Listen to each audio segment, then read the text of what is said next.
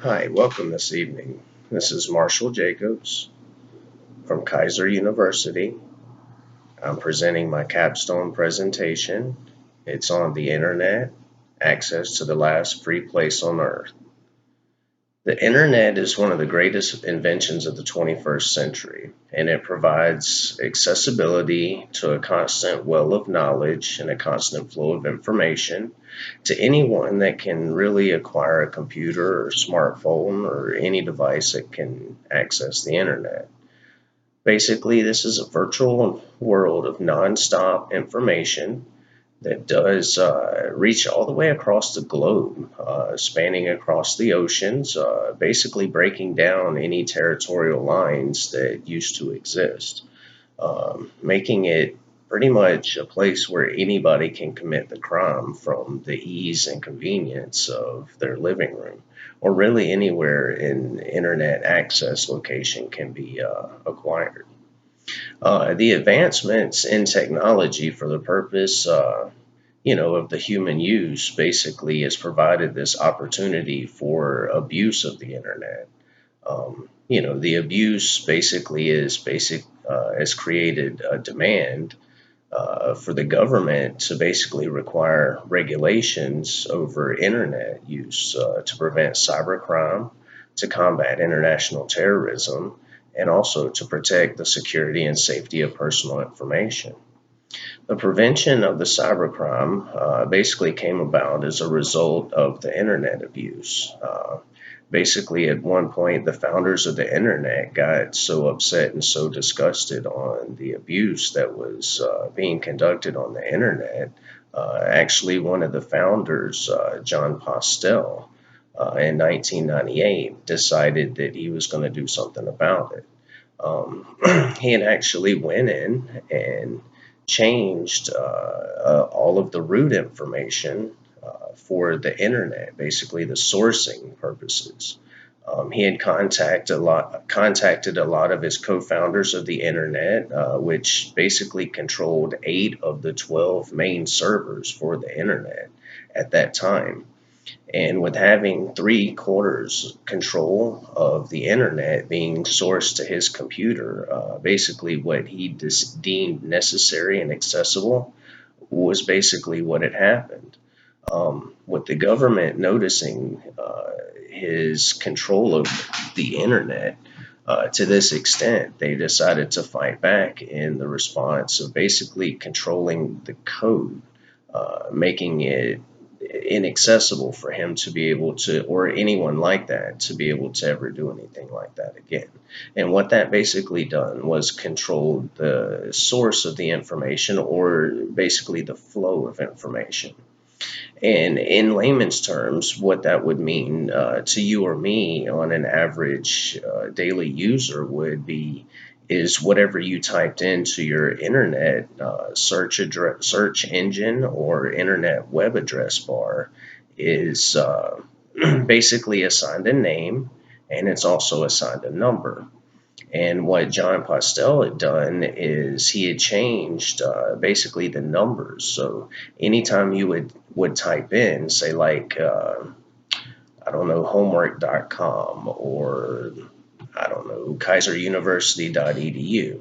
The .edu and the .com could be changed to where it was made inaccessible to you or I, or pretty much anyone, trying to access the internet worldwide. With that being said, the government did respond. They did gain back control and had John turn all of the control of the computers back over to the original source. Once that was done, the government decided to go in and control the source, the sourcing code of basically the internet, of how the internet worked, like through the hardware and the software. So basically, through upgrades, they had changed the source code. And the easiest way to describe that would be intermediaries.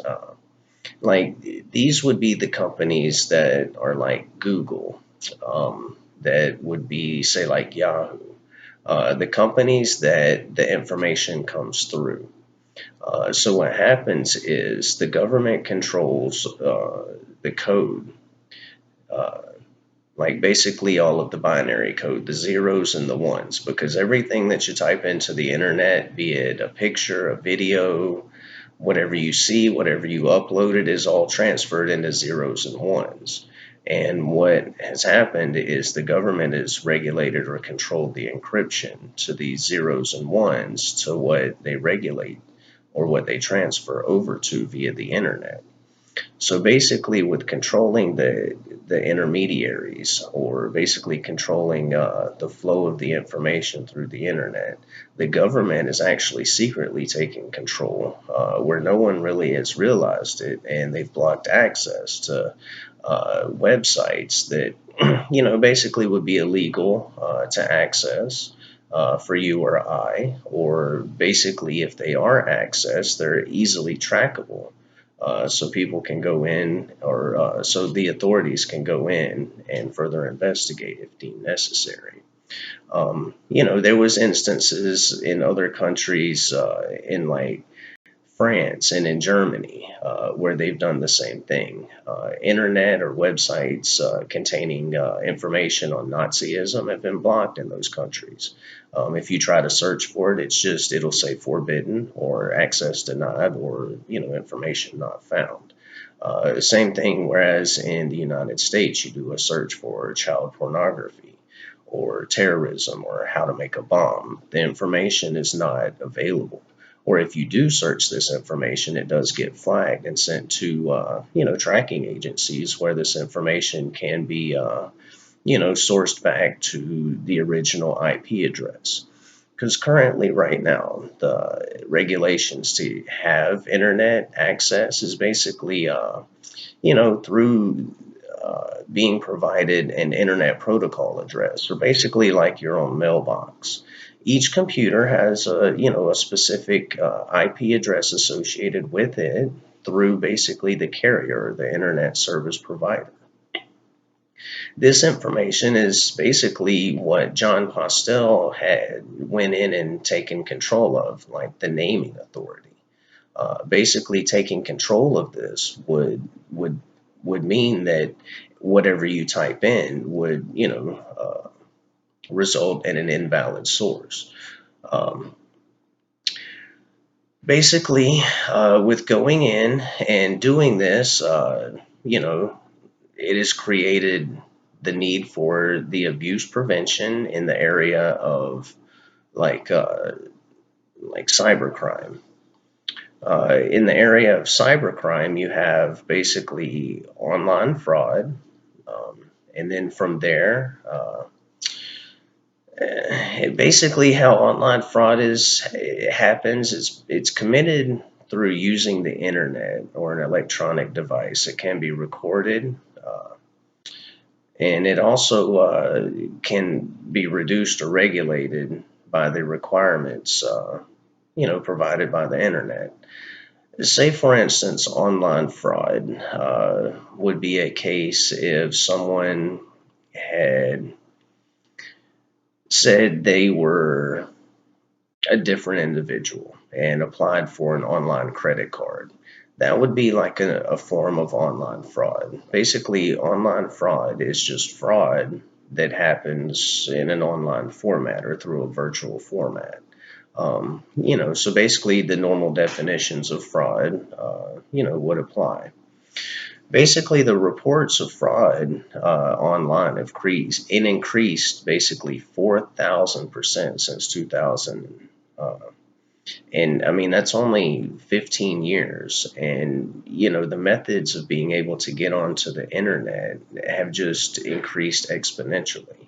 Um, you have devices that can get on the internet that in the past it was almost impossible to even think that that was even a possibility.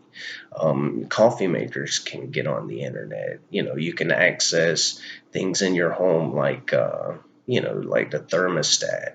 You can change like how the lights come on in your home through the internet. Basically, all of this online information, or this virtual world, just has increased the possibilities for abuse and corruption. And it's also increased the requirement for law enforcement to create like special computerized forensic task force and teams, to investigate reports of online fraud. Basically, criminals can take advantage of, their victims through the use of like viruses, spam email, phishing attacks. Anytime the computer comes on and you see the little pop-ups come on, it's very possible that someone's trying to gain access to the computer. With that being said, you also have the issue with identity theft. With identity theft, basically, that's an increasing crime that's happening, pretty much every day. Um, with identity theft, basically what happens is someone goes in and acquires like either the social security number or credit information from an individual.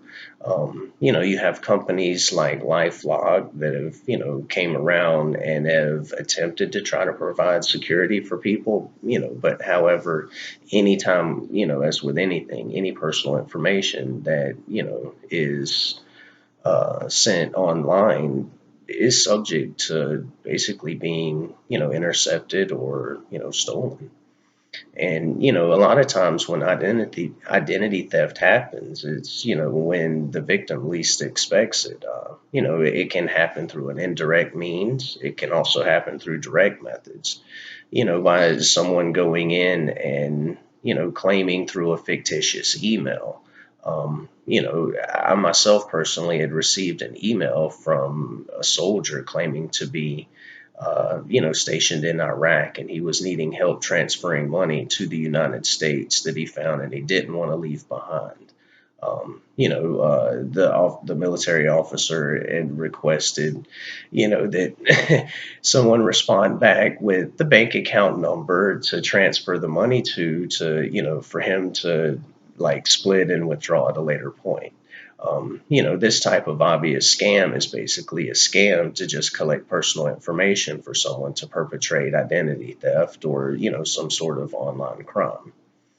Um, Another thing that assists this issue is basically the information that can be provided, to online criminals or online thieves or anyone that wants to abuse the internet through social media websites such as Facebook, Twitter, Instagram. People can unknowingly provide too much information online, thus making them susceptible to, being a victim. Because a lot of times what separates people, like a person from becoming a victim is opportunity. If you provide that information online and you provide that opportunity, you're just asking for victimization. These social media websites do have protection or security features where you can make this information private or you can just leave the information fields blank. So that way, you are safe. Um, from there, we have like computer hacking. Computer hacking affects individuals, businesses, governments, pretty much anybody that has any type of a website or any type of, like intellectual property, and someone gains access, unauthorized access, and, they go in for any type of malicious purpose. Like the computer hacking basically demands government regulation because a lot of the government websites have actually been defaced through this type of hacking. A lot of times it's people just trying to show off, but malicious hacking can actually have, $1 million consequences. There was a group called the Carbonac Gang that went in and actually hacked and infiltrated through viruses, spam and spear phishing attacks is what it was referred to. Went in and pulled off one of the greatest bank heists in history. Uh, billions of dollars was acquired, and through no violence. It took a lot of time for them to complete, but these are the type of things that that can lead to basically a demand for government regulation on the type of access we have to the internet right now, other than just paying for say, like the internet access and being allowed unlimited access.